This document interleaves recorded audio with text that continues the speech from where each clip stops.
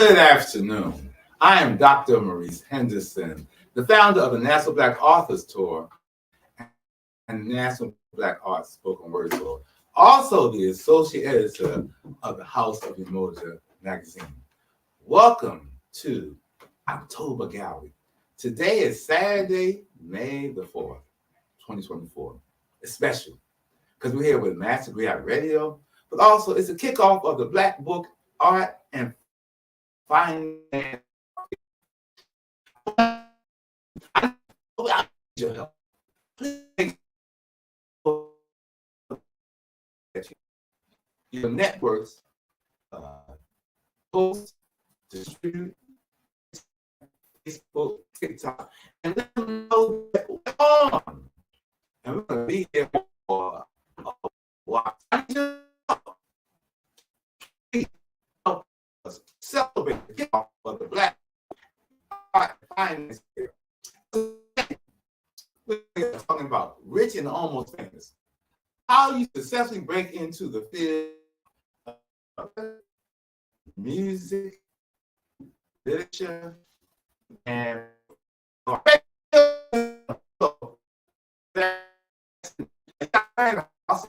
t-shirt. And don't forget that you get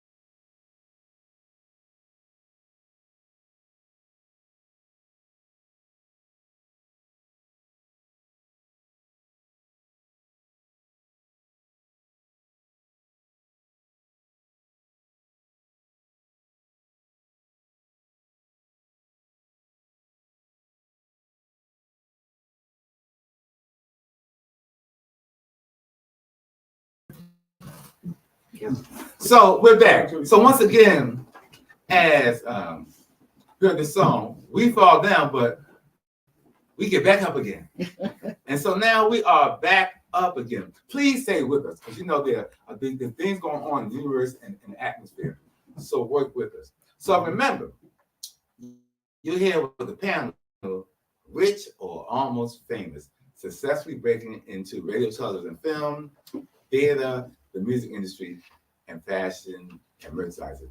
Because you know I'm wearing the gear, I'm wearing the swag. So before I get to our panelists, I want you to understand that tomorrow at 12 o'clock, Maurice Young will be premiering, talking about China. He was talking about, and tomorrow, I said, no, and tomorrow at 2 p.m., Joe Wilson, the founder and president of IDB Investment Club, will be talking about finance. And you can read to www.idbig.net. Right. We instantly claim for Neal Hall. He won't tell you that he just got back from Avon. And I won't tell you that. You need it for me because I'm got. And then we have also Pamela,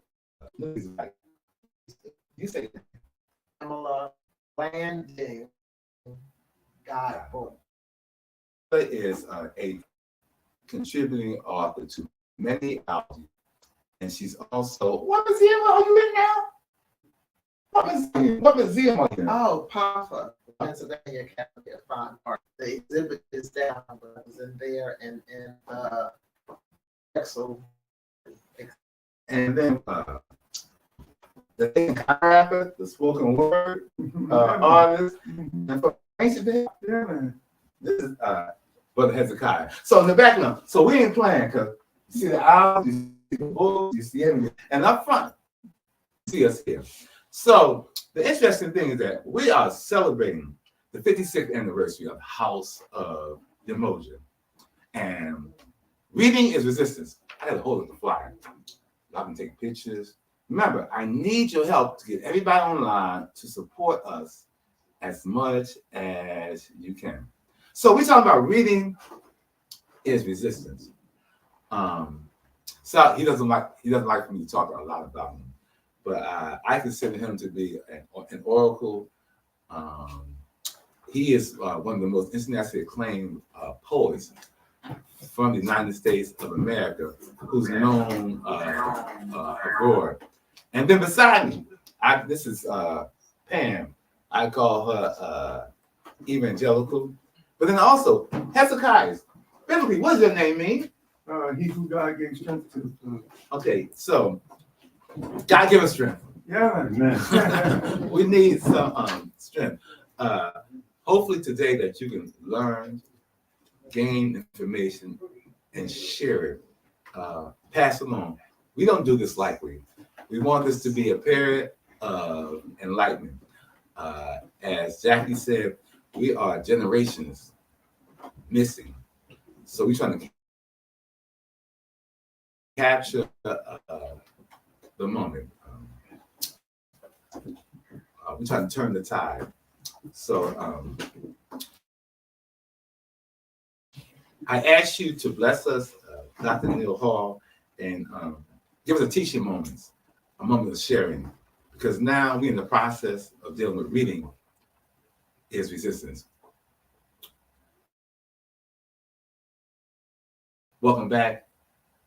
Welcome from abroad. Welcome.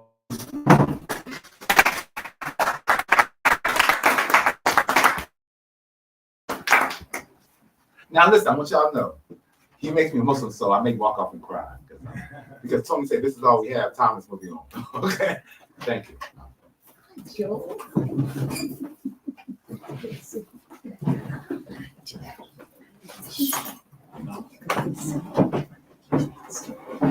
Please.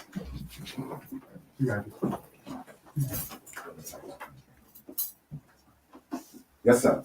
Welcome. Wise were the words, warning of the warrior who warned, this is not capricious bad luck. We've been had, taken, led astray, run amok, hoodwinked. We've been bamboozled.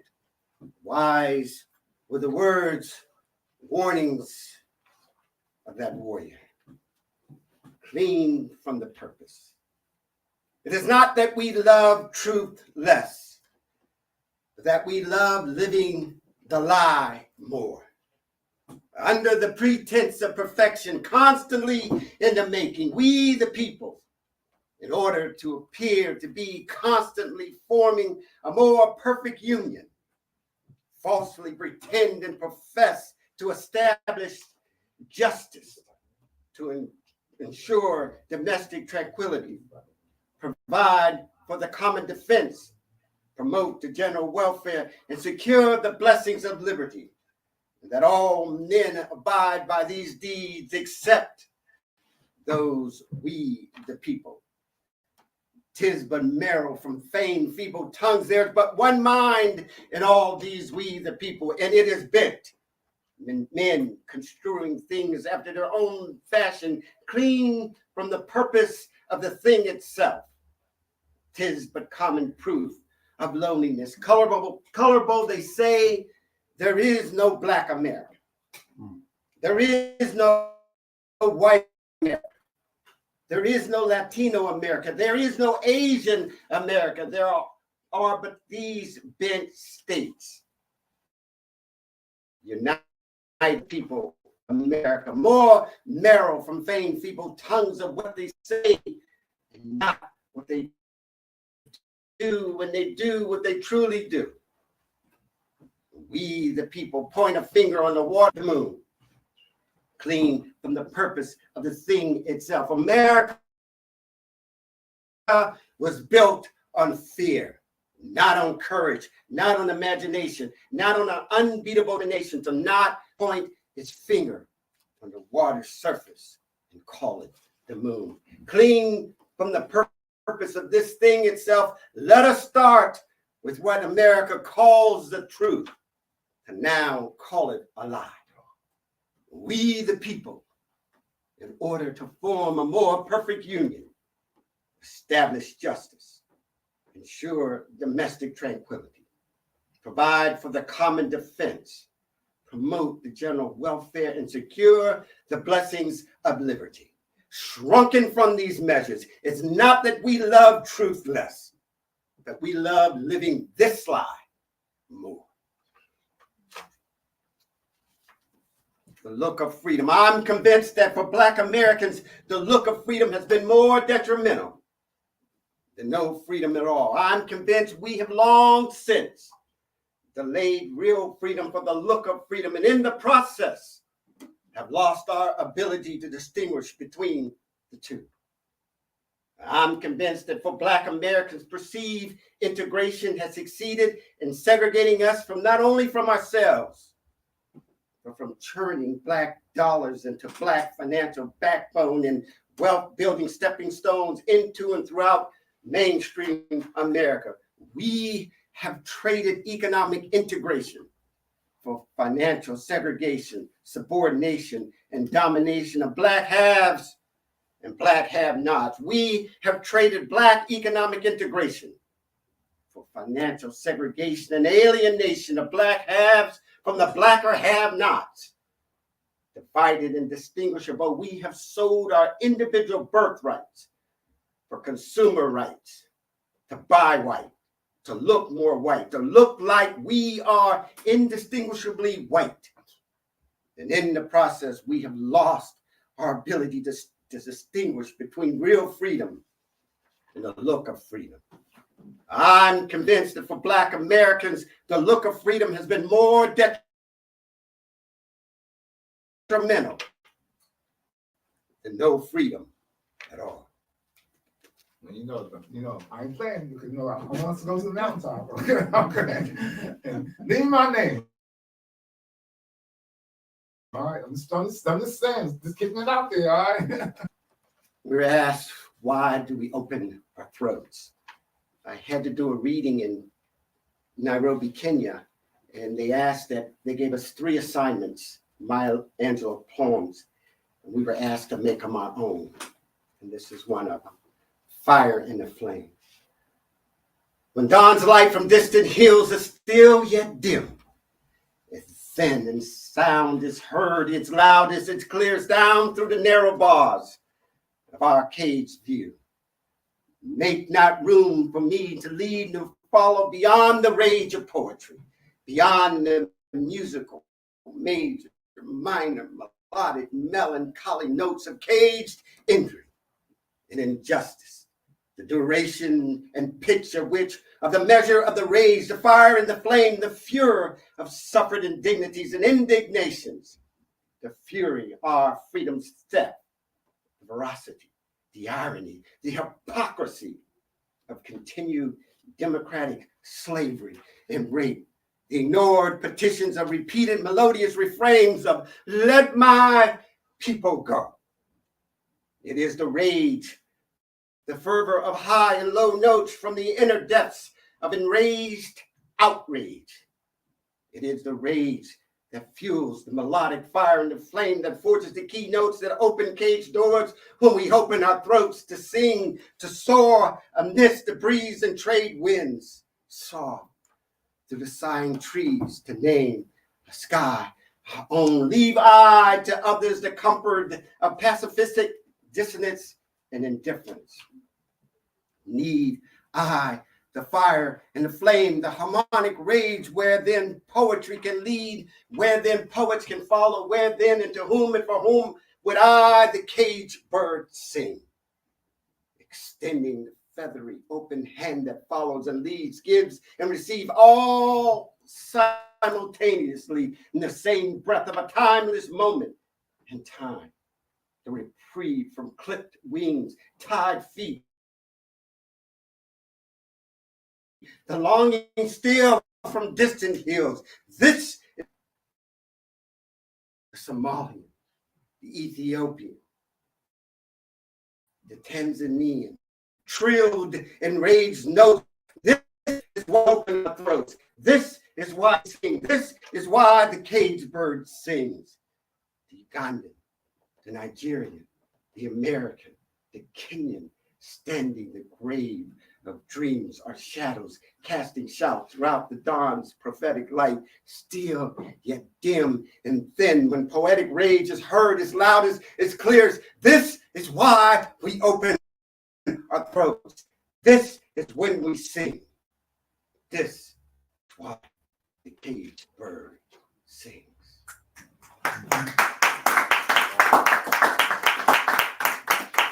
I haven't earned it yet. I haven't earned it yet. I was in Germany and I was doing a reading, and afterwards, left-leaning white woman said to me that that's all good, but change takes time. And I told her it depends on what side of the fence you're standing. I went home and I thought about it. Time change is tied to time. It takes time, and does it take time to change? But you're pressed at who is us and whom among us tied change to time. Why does it take time, and whose time? Who's the one taking time, needing time to take their time to change? Clock has been ticking since 1776. Whose watch do we watch?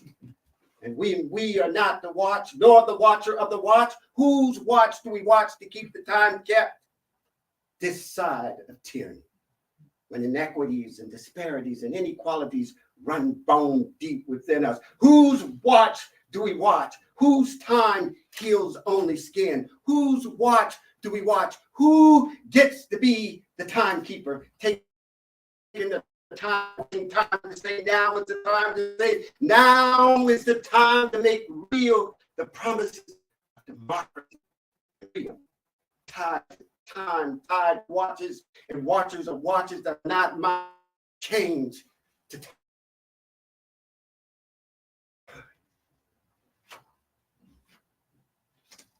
Critical race theory. Morally, legally, scholarly, you self-servingly get and teach. Critical Irish theory. You get and teach Jewish, Armenian, Polish, French, English theory. You get critical poor white and white female theory set and play against you to create and maintain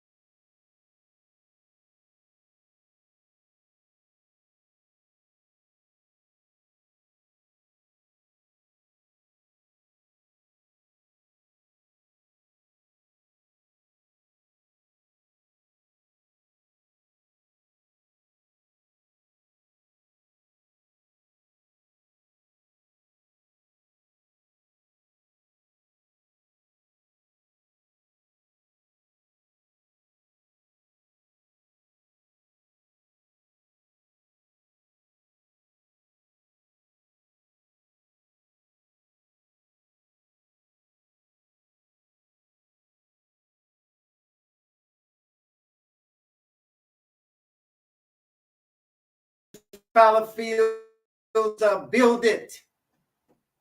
And the fools of faith will come to kneel before it.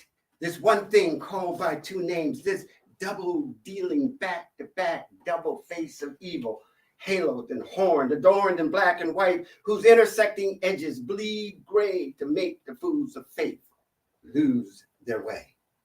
This one thing called by two names, this father and son double dealing us, separating us into secular and non-secular, double dipping us, pitting us against us by one till thy kingdom be done. Double dealing deities and devils do not exist. Myth and tales that tell us to bend the knee before devils and deities. Double dealing and selling heavens and hells that do not exist.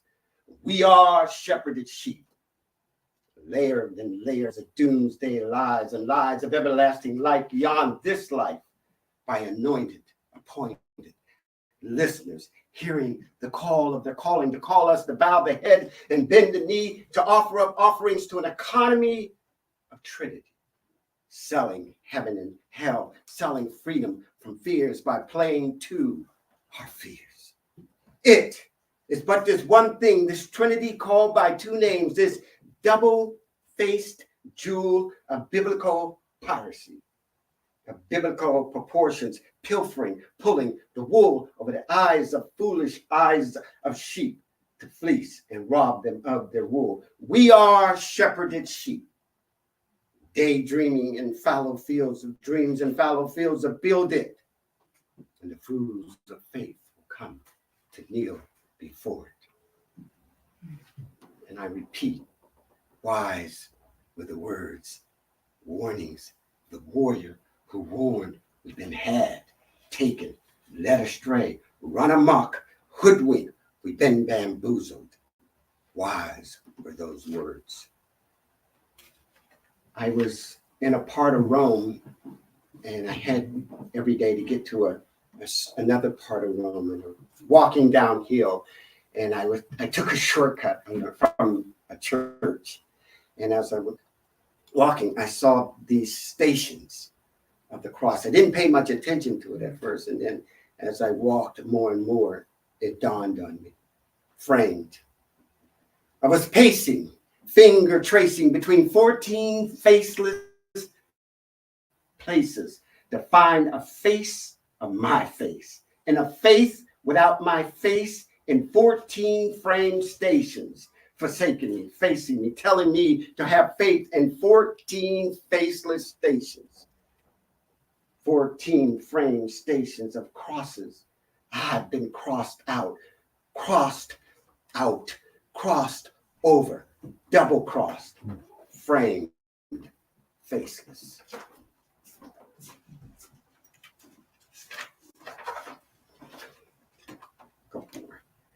I was on a plane to Japan, and I wanted, it was a long flight, so I knew, and I'm not much on hope, but I thought, what would a man of hope do or say when he's hopeless? What would he say?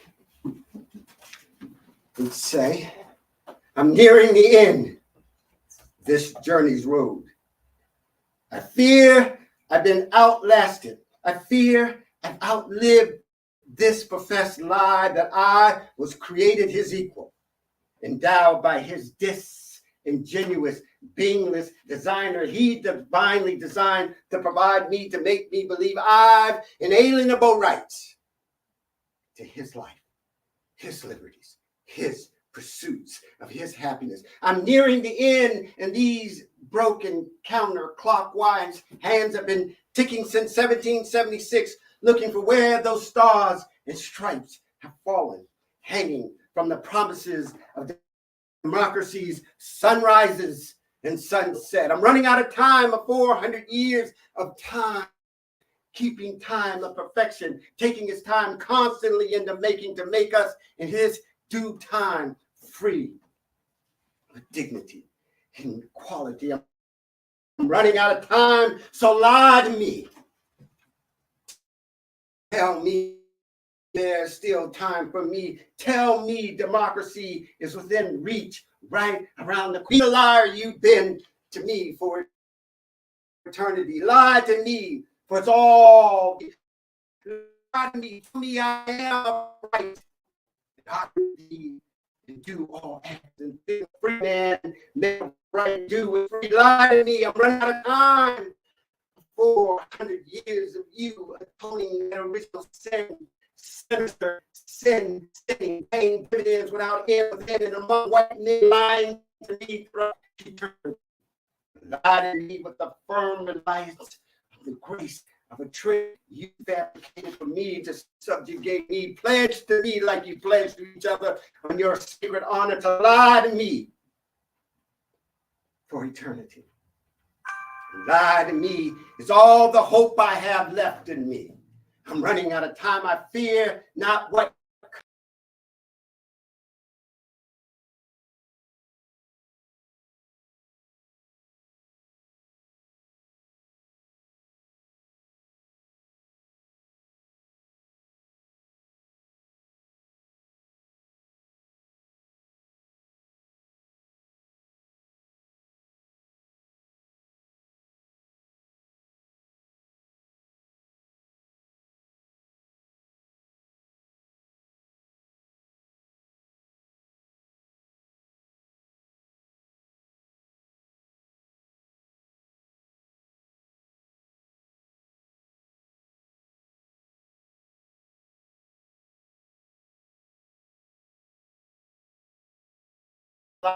lives, the manner in which Black lives end.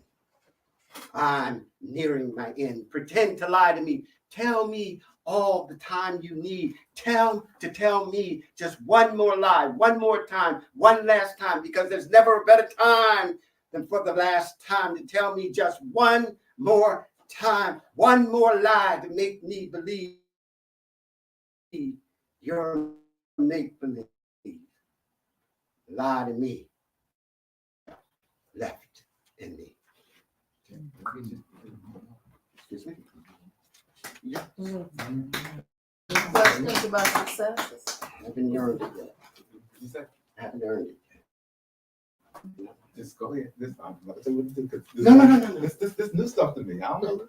Yeah, I tried new stuff. Okay. Did you want your thing? Yeah. My name? Yeah, my name. This is from my founder, Maurice. My name.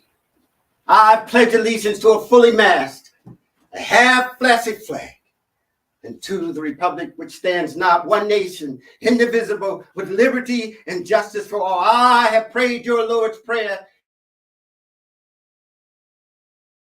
to your God, made in your image, to deliver me from your evils. Ain't no will for Black prayers to be done on this earth, nor as it is in his gated heaven. I have given you my soul. Leave me my name. After all my toils, frets, and fears, suffered 217 years, all my blood, sweat, and tears poured into every valley you've forsaken me, and I've sung my country, 'tis of thee.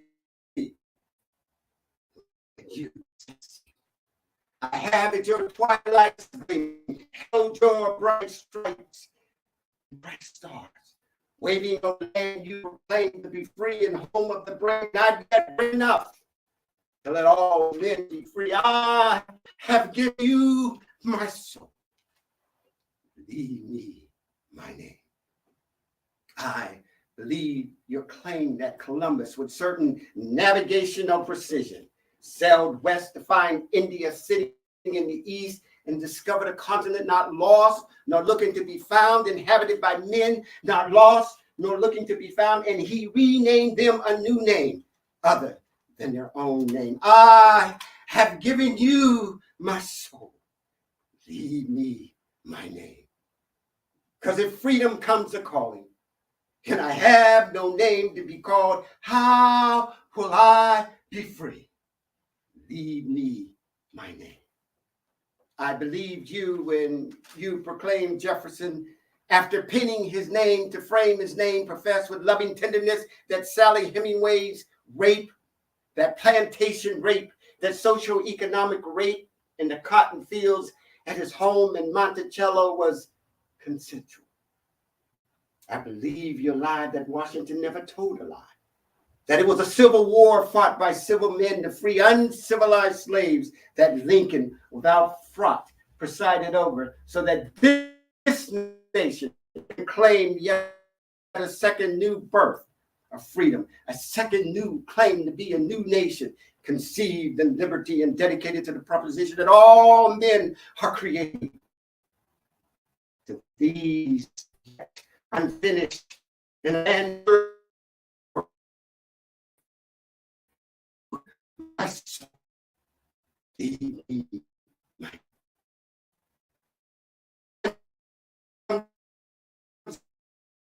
the calling, and I have no name to be called. How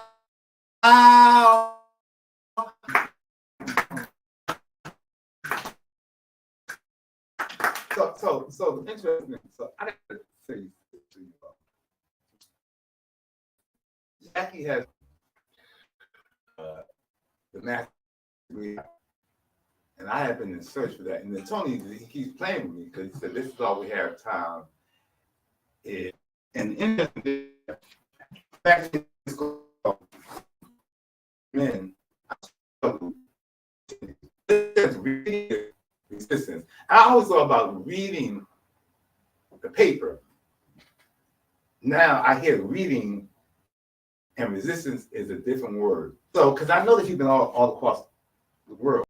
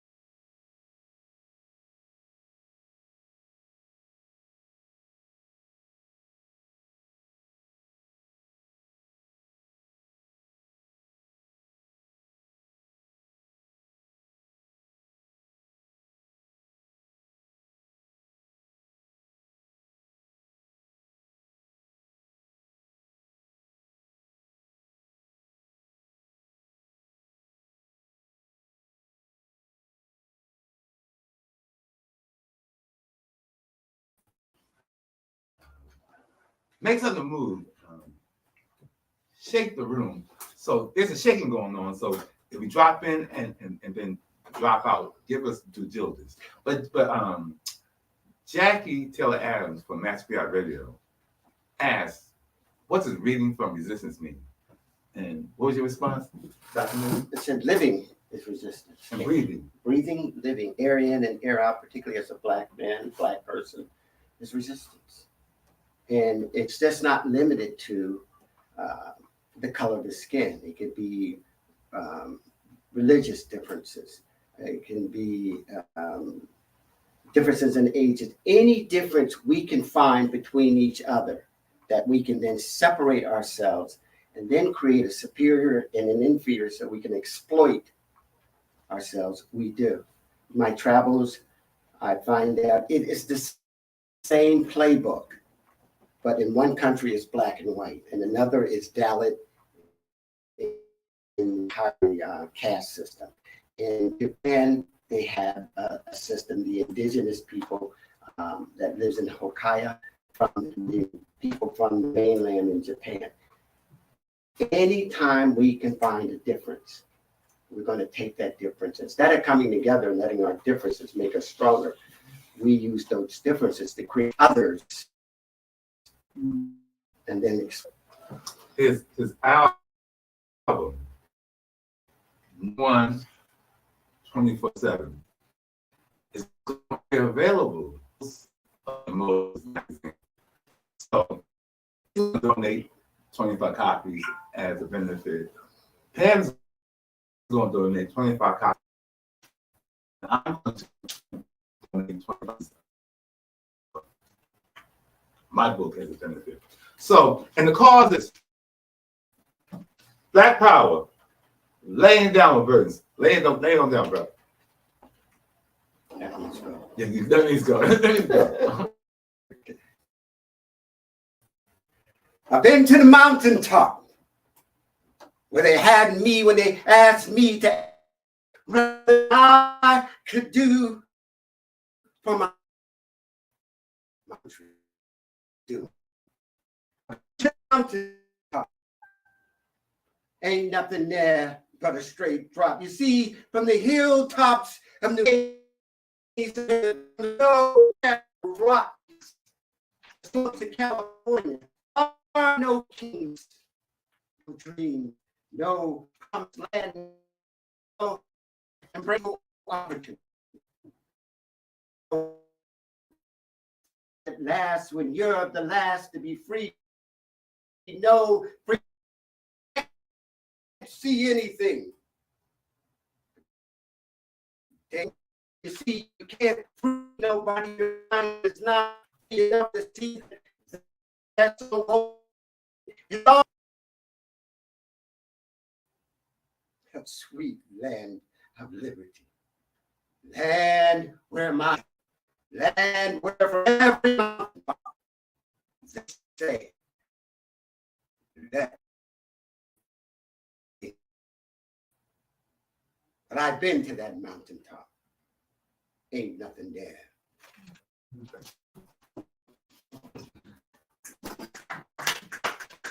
So, do drop in, dropping science and and then so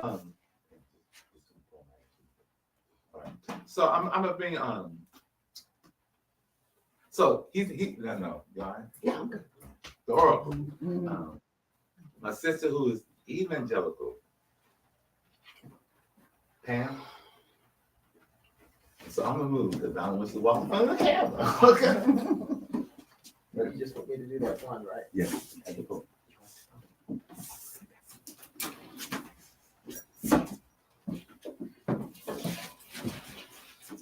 How's about Pam? Okay.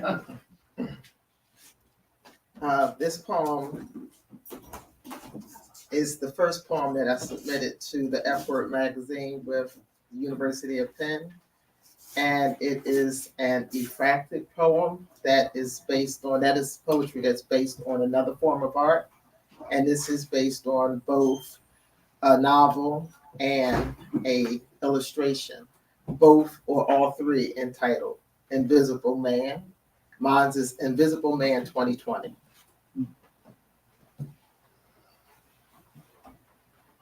For the labeled entrance to my descendant black hole I call home has served me well as both revolving door and Sally Port door. Each door features uniquely distinct. My revolving door has been the lever that powered the switch of the double-edged sword of my existence in your white world. Me, the nameless, featureless black man. When am I visible or invisible in the world? Now you see me, now you don't. On double Sally Port entrance has imprisoned in my black hole, protected me from the white man and his horrible and unforgiving games as I lived cocooned, hiding in plain sight, right in the midst of a deep, dark, forgotten space where I found myself. My footprint on my foot man to live or die by the white man's rule or by his hand remains visible and unaccepted invitation for you to take a walk and try to live in any of our footprints. My existence as an invisible Invisible Man has brought to life was brought to life as a literary expression by my creator, Ralph L. over 68 years ago, and a setting over 88 years ago. From then to now, what has changed? Has anything changed in the white supremacist syndrome game? The greatest change I see is the flipping of the calendar page, bringing forth the year of perfect vision, 2020. For the year 2020 has come to reveal precisely what it was called forth to do. Take center stage and cast its perfect vision spotlight upon the perpetual existence of this great racial divide. For the image you were to hold fast in your mind marked my departure to deliver a passionate eulogy for my buddy and friend, Todd Clifton. We shared the pages of Ellison's epic African-American fictional novel, Invisible Man. Todd was one of the many invisible men violently killed by the hand of white police officers. Is a quiet memory in the comparison of the definite magnitude real-time crime by people. In this year of perfect vision, 2020. 2020 offered numerous ground-proof accounts of police brutality before and since George Floyd's death, took center stage of a white man, police officer, who posed proudly for the world to see, yet another Black brother killed by a white man's knee. Floyd's public execution was the straw that broke the Black man's back and made the world to finally see the ways in which America holds fast and redressed slavery and white supremacy. I am visible, you just refuse to see me. Our death at the white man's hand yesterday and yesteryear has escalated. Oh, because of the year of perfect vision, 2020 revealed both the white and Black man should be better. James Baldwin instructs, not everything that is faced can be changed, but nothing can be changed until it is faced.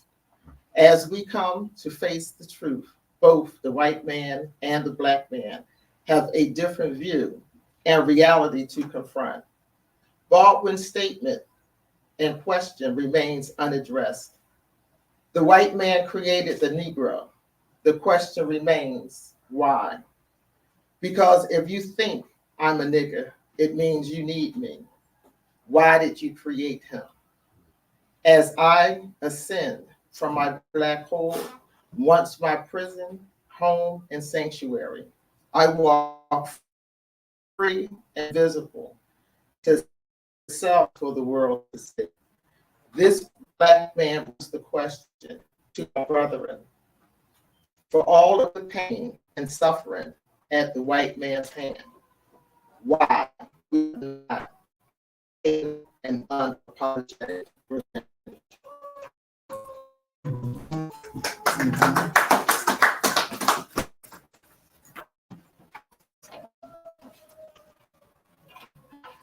Africa is where my heart lies.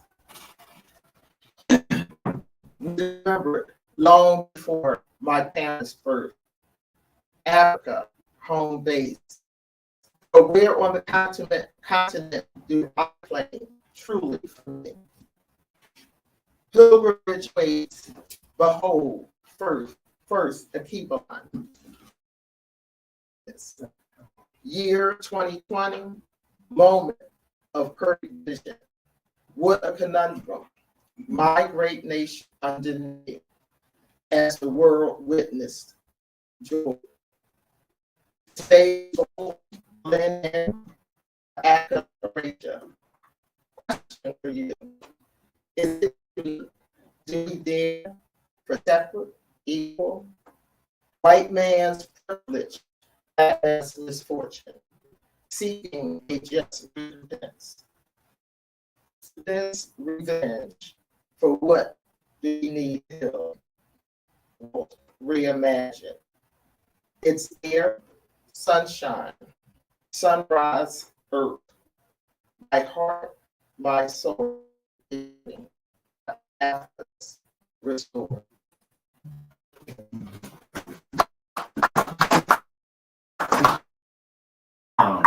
We're going to close with Hezekiah, but I want you to know,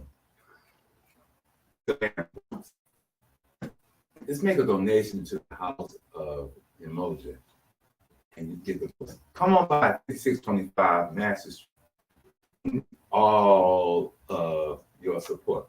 Like I said, Pam, Dr. Neal, and I'm impressed upon Hezekiah to do something as close. But remember, what was addressed today will be addressed tomorrow at 12 o'clock when Maurice Young talked about turning trauma in triumph, and also tomorrow at 2 o'clock when Joe Wilson, the founder and president of IBM Investment Club, deals with finance legacy at 2 p.m. Remember, I need you to get on the horn. Tell folks about what's going on throughout the day, also tomorrow. We need your help and we need your support.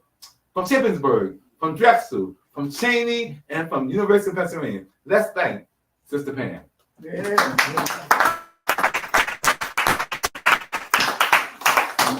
All right, Hezekiah. It is what it is. Peace and blessings. I'm guarding Hezekiah not to walk in front of the camera. All right. So, And then, so this is going to be our ending. I don't know if we're going to go to chat. Let me know, Jackie. I have this. All right. So thank you. Hezekiah will end with a solo performance. On behalf of the House of Umoja, on behalf of October Gab, on behalf of Master Black Radio, on behalf of National Black Arts Tour, on behalf of the National Black Authors Tour, we thank you. Stay, continue. Peace. I'm gonna speak some Aramaic. Ademina is how are you to a man. Ademinash is how are you. Ademinash is how are you to a woman. Ademinaitu is how are you to a wife. So Ademinash, Ademinaitu. You're doing good. You're doing great. You've been lied to. So what? But it's an eye, tooth for tooth. But see, I could in high school, wordsmith, I could speak to a height. When you was listening to me, I was listening to Zinga Lamaduni, Arrested Development of my Houthi. So if everyone's right and who's wrong, let earth say you live in a glass, those who live in stone, so you else cast the first stone, those who went the three pointing back home. So if we don't get along and keep the arms on, who knows? Part of these futurist songs. But tribe of Judah, what the, because y'all are doing, if you only knew the words as a sword, you either build or destroy. May you and not new dawn reborn. It's time to settle the score. Settle and score scars from settle the storms. Punch your wounds from the pitchforks and horns. I watch queens transformed into whores. For slice of the devil's pie, I watch them all get down on all fours. Rumors and rumors and rumors of war. And Charles blocks and they can't block the sun. Is a celebration. God's sons in the destiny. daughters, shall we celebrating God's football, even boxing.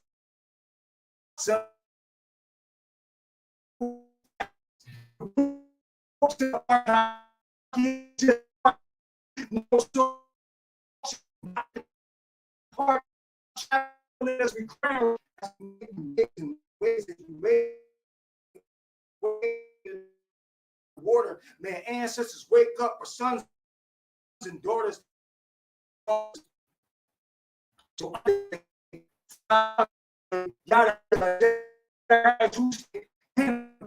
fitting room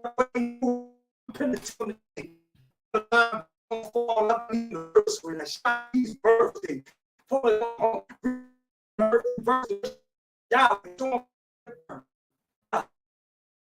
Bob's